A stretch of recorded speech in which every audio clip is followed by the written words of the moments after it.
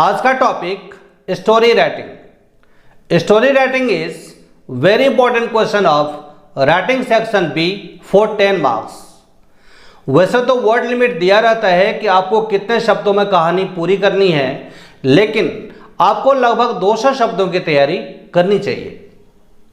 आज की क्लास में मैं आपको स्टोरी राइटिंग के टेक्निक्स बताने जा रहा हूं, जिनको फॉलो करके आप 10 में से 10 नंबर बड़े आराम से ले आ सकते हैं।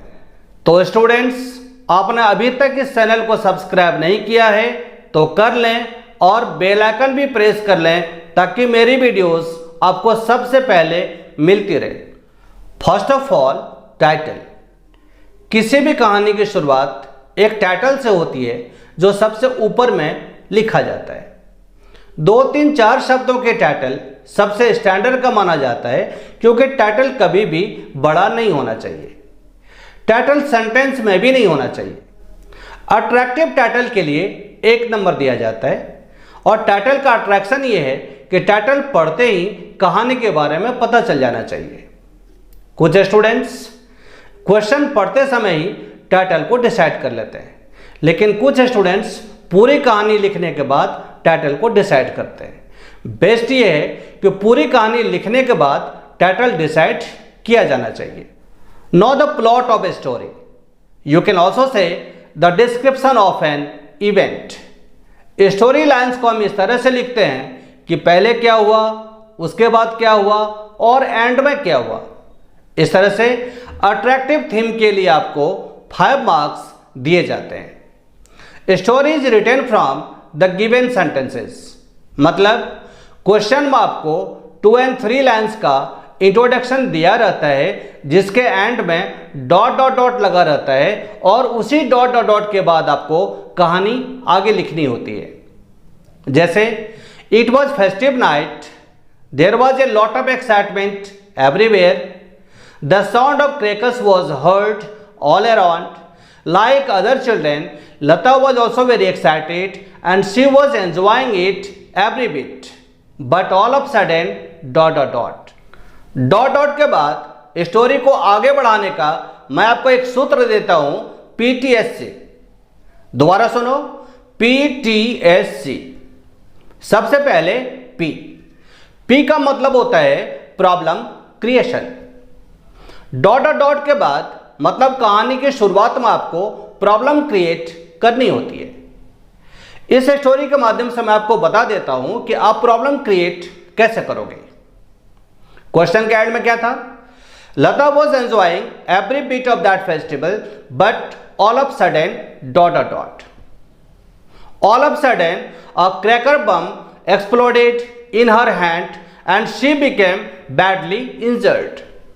Bleeding started and she started groaning with intense pain, and the happiness of that family changed into tragic situation. लता के हाथ में बम फट गया, वो बुरी तरह से घायल हो गई और घर का माहौल गमगीन हो गया। क्या है ये? प्रॉब्लम है। आपने फिल्मों में देखा होगा, सीरियल में देखा होगा कि पहले प्रॉब्लम आती है, फिर उसका सॉल्यूशन हो जाता है।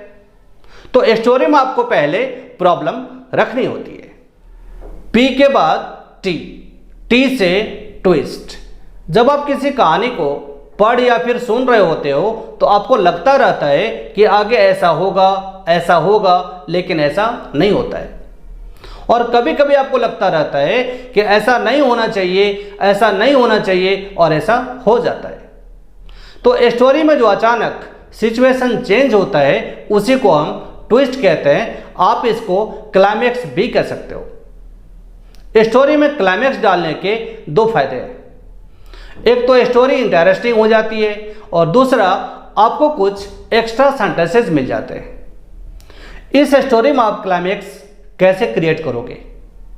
लता's father took her area hospital, but no any doctor was available there because that hospital was closed due to Diwali.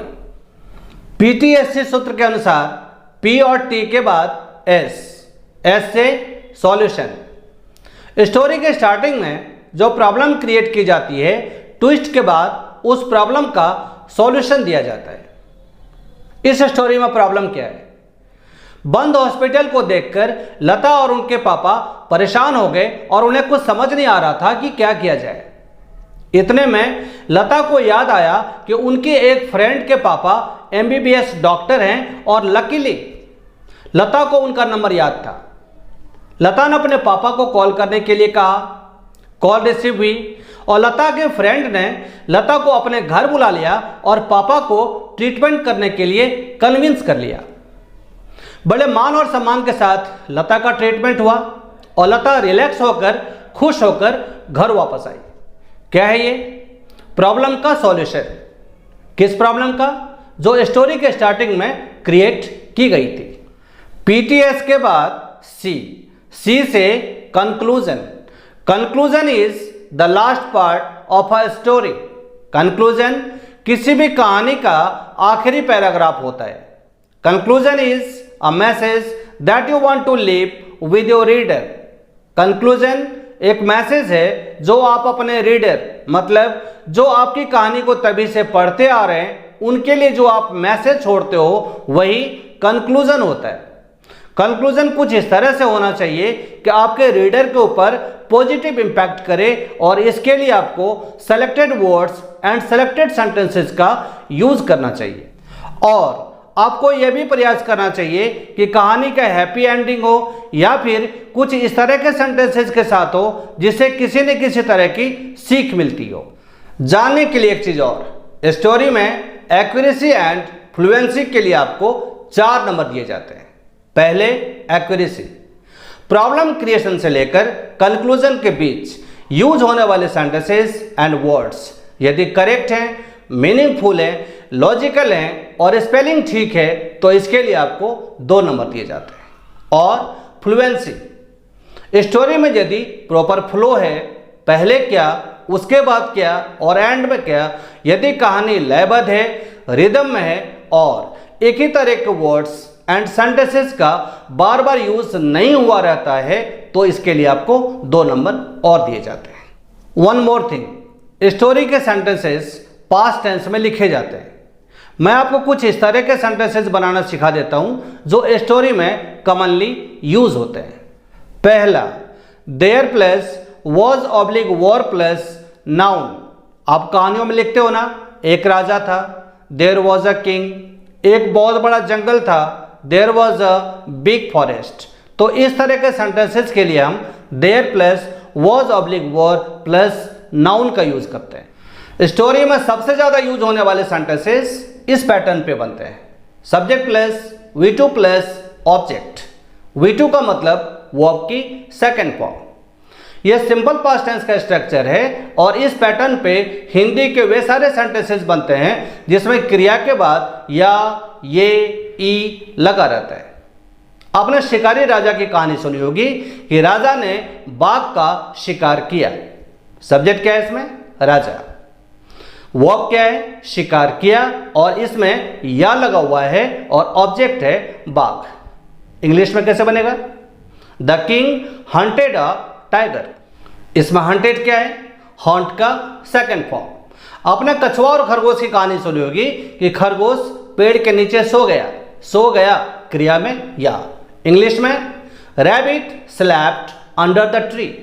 Slapped क्या है? स्लीप का सेकंड फॉर्म। और कछुआ रेस जीत गया and tortoise won the race. Won क्या है? विन का सेकंड फॉर्म।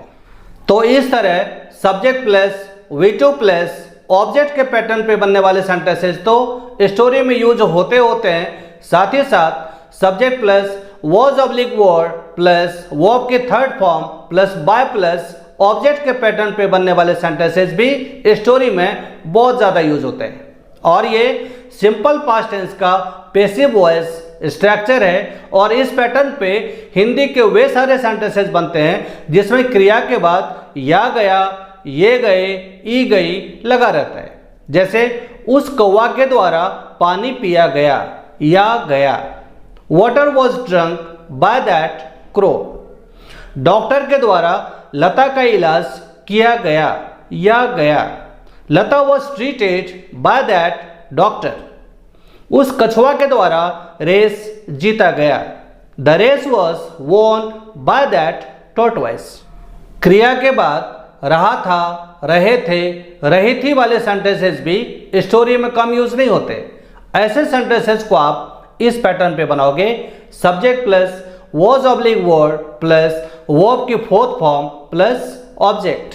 जैसे एक बार की बात है, एक राजा बाघ का शिकार कर रहे थे। Once upon a time a king was hunting the tiger. एक और चीज देखा गया है कि स्टूडेंट्स दो सेंटेंसेस को जोड़ने वाले एक ही तरह के कंजक्शनल वर्ड जैसे देन का बार बार यूज करके सेंटेंसेस के स्टैंडर्ड को कम कर देते हैं। इससे रीडर के ऊपर अच्छा प्रभाव नहीं पड़ता है, जबकि आपके पास ढेर सारे लिंकिंग वर्ड्स होते हैं जैसे just then, after that, just after that, meanwhile. इस तरह से अलग अलग लिंकर्स का यूज करके आप सेंटेंसेस के स्टैंडर्ड को बढ़ा सकते हैं। तो स्टूडेंट्स, यदि इस वीडियो का कंटेंट्स अच्छा लगा तो आप इसको लाइक कर दें और ज़्यादा से ज़्यादा शेयर कर दें, और यदि कोई कमी नज़र आई हो तो कमेंट बॉक्स में जाकर कमेंट ड्रॉप जरूर करें। Thank you very much. Have a nice day.